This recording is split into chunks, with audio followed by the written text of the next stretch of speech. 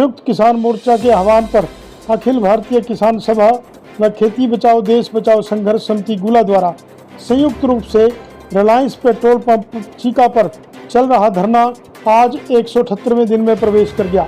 धरने की अध्यक्षता जसविंदर पाल सिंह ककेड़ी व मंच का संचालन सतपाल सिंह ने किया।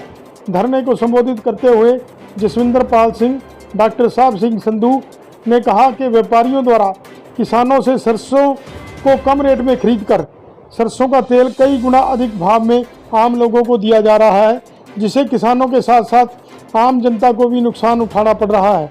उन्होंने कहा कि सरकार काला बाजारी और महंगाई रोकने की बजाय काला बाजारी करने वालों के पक्ष में अपने तर्क दे रही है। धरने को संबोधित करते हुए किसान सभा नेता कामरेड कुलदीप सिंह भगवान दास जगवीर मान ने कहा कि मोदी सरकार ने कृषि संबंधित काले कानून ही नहीं बनाए, बल्कि इनके चलते मंडियां खत्म होंगी, मंडियों में काम करने वाले मजदूर बेरोजगार हो जाएंगे, एमएसपी बंद हो जाएगी, ठेका खेती से किसानों की ज़मीन धीरे धीरे छिन जाएगी। इसलिए सरकार को इन कानूनों को तुरंत वापस लेना चाहिए। इस अवसर पर मंगल सिंह ककेड़ी, नरेश कुमार ककेड़ी, अमनू वाल्मीकि ककेड़ी, जसपाल सिंह, जयभान आदि ने भी अपने विचार रखे।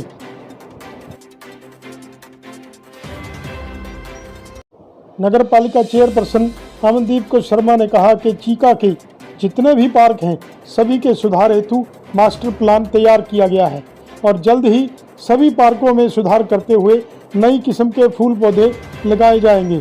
उक्त जानकारी देते हुए उन्होंने कहा कि शहर के पार्कों के लिए खास प्लानिंग तैयार की गई है, जिससे पार्कों का सुधार होगा।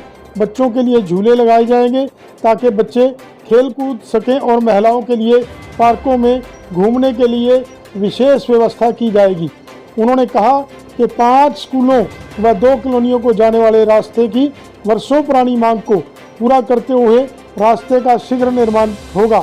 उन्होंने कहा कि हुड्डा R3 जो कि नगर पालिका के अधीन है, उसमें पानी की समस्या को देखते हुए नए बोर करवाने का कार्य जल्द ही शुरू किया जाएगा।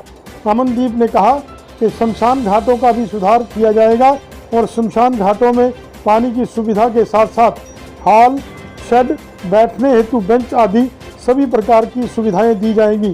चेयरपर्सन ने कहा कि नगर पालिका ने हमेशा जनहित में कार्य किया है और लगातार सभी वार्डों में ज़रूरत के हिसाब से कार्य किया जाएगा और इन तमाम कार्यों में शहरवासियों का उन्हें हमेशा सहयोग व समर्थन मिलता रहा है।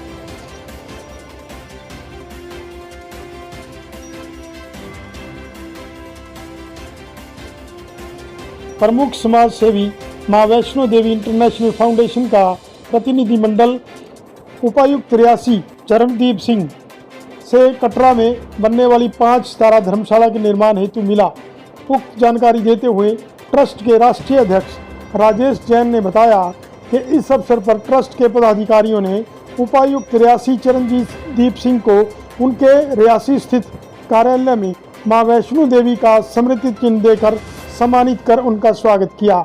ट्रस्ट के राष्ट्रीय अध्यक्ष राजेश जैन ने बताया कि सहायक राजस्व आयुक्त चरणदीप सिंह ने कहा कि यह उनका सौभाग्य होगा कि यह पुण्य कार्य उनके कार्यकाल में शुरू होगा। उन्होंने कहा कि ट्रस्ट द्वारा दिए गए मान सम्मान को वो कभी नहीं भुला पाएंगे। इस अवसर पर उन्होंने ट्रस्ट के पदाधिकारियों को विश्वास दिलाया कि जब तक वो इस पद पर रहेंगे तब तक ट्रस्ट का कोई भी पदाधिकारी किसी भी कार्य के लिए उनसे मिलकर उनकी सेवा का लाभ उठा सकता है। जैन ने उपायुक्त रियासी चरणदीप सिंह को बताया कि ट्रस्ट की ओर से यात्रियों के लिए बाण गंगा रोड स्थित काशी विश्वनाथ होटल विश्व स्तरीय रेलवे स्टेशन पर 4 दिवसीय 24 घंटे अटूट भंडारे का आयोजन किया जाता है। उन्होंने बताया कि भंडारे के दौरान यात्रियों की सुविधाओं के लिए मेडिकल कैंप, कंबल, भोजन आदि का प्रबंध किया जाता है। इस अवसर पर संस्था के वरिष्ठ उप प्रधान कृष्ण कुमार जैन, कोषाध्यक्ष अनिल गर्ग, महासचिव गगन गोयल, शमशेर सिंह डांड व कैथल से गौरव बंसल उपस्थित थे।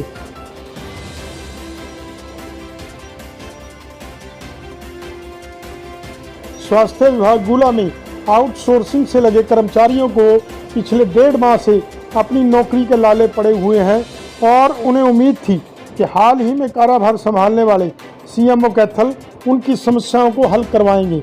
लेकिन बड़े खेद की बात है कि कर्मचारियों की समस्याओं को हल करवाने की बजाय सीएमओ राजनीतिक आगाहों को बुके देकर खुश करने में लगे हुए हैं।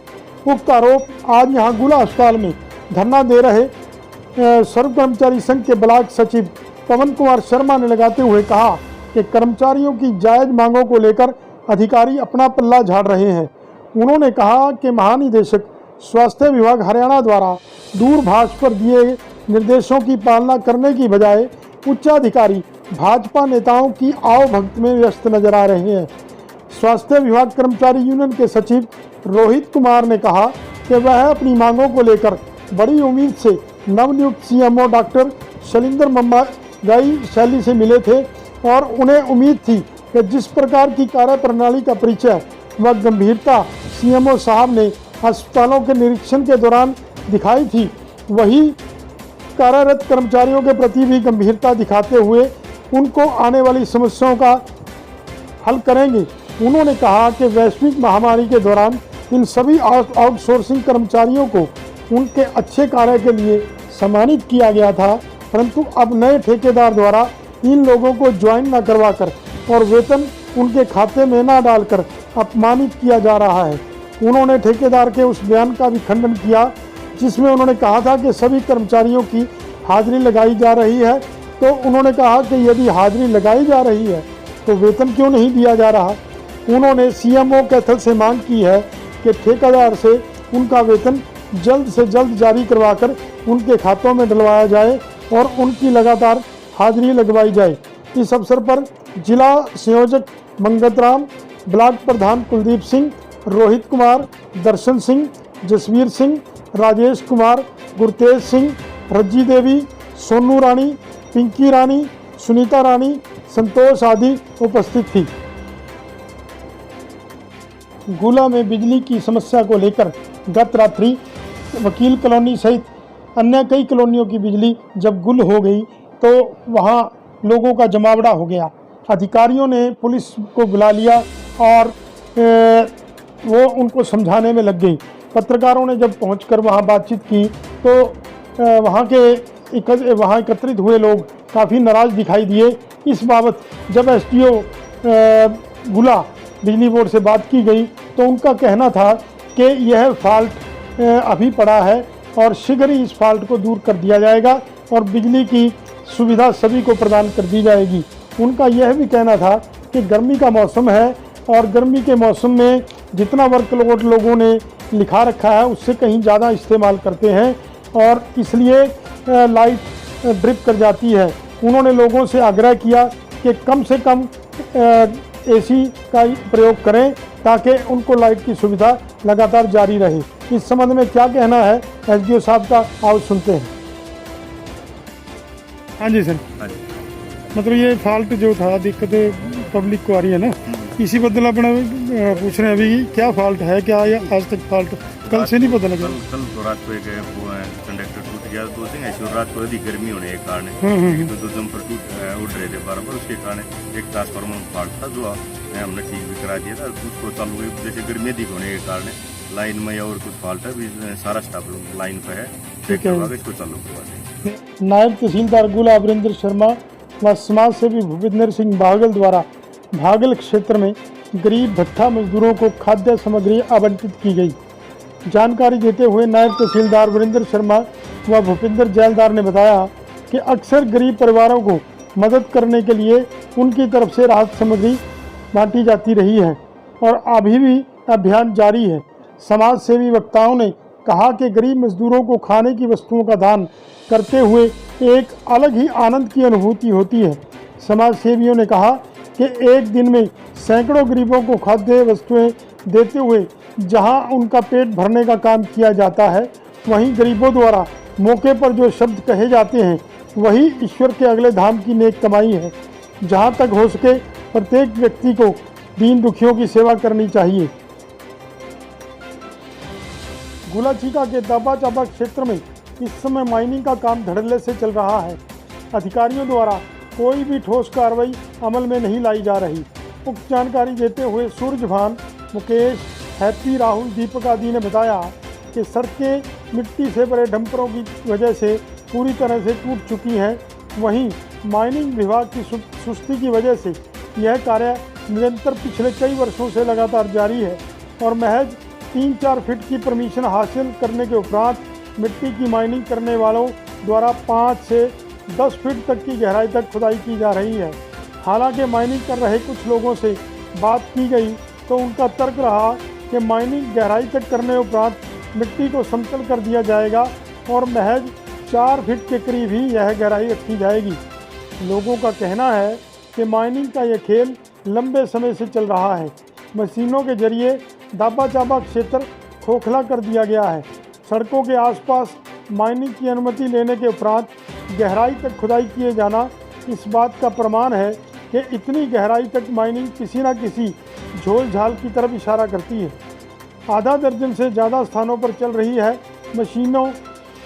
लोगों ने बताया कि गुला के दाबा चाबा क्षेत्र में आधा दर्जन से ज़्यादा स्थान ऐसे हैं जहां धड़ल्ले से मशीनें चलाई जा रही हैं और कई स्थानों पर तो मशीनों द्वारा मिट्टी उठाए जाने के बाद उन्हें समतल भी नहीं किया जाता। इस संबंध में माइनिंग विभाग कुरुक्षेत्र से अधिकारी राजीव दीवान से बात की गई तो उनका कहना था कि माइनिंग की अनुमति केवल 1.5 मीटर तक की होती है। इससे ज़्यादा खुदाई किए जाने पर विभाग द्वारा कार्रवाई की जाती है।